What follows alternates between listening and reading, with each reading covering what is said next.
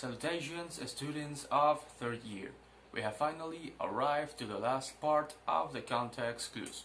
As you can remember, we have already covered the context clues by synonym, antonym, definition, and example.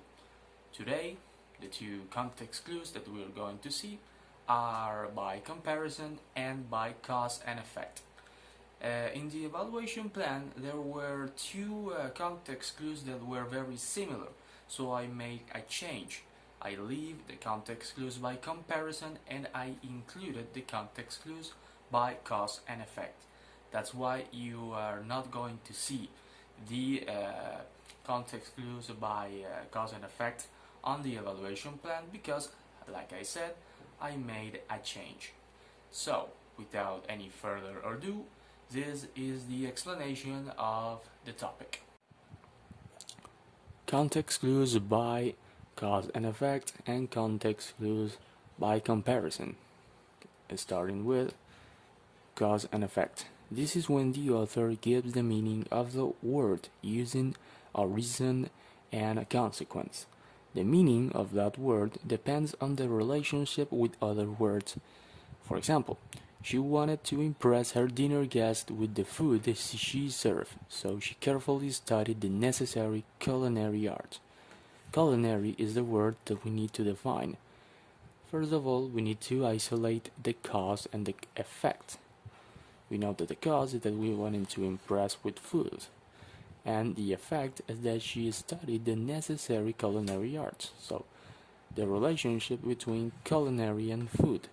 And the whole cause and effect situation gives us the definition that culinary is when somebody studied how to create or cook food on a professional level.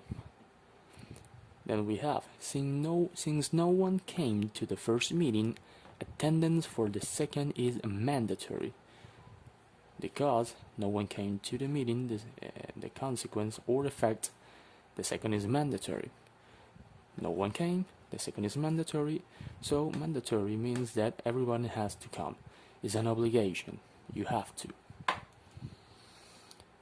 Then we have the context clues by comparison. Is when the author uses words and phrases with similar meanings. They can be synonyms and they can be definitions. For example, my brother is thrilled by birds. To the similar way, I am fascinated by insects.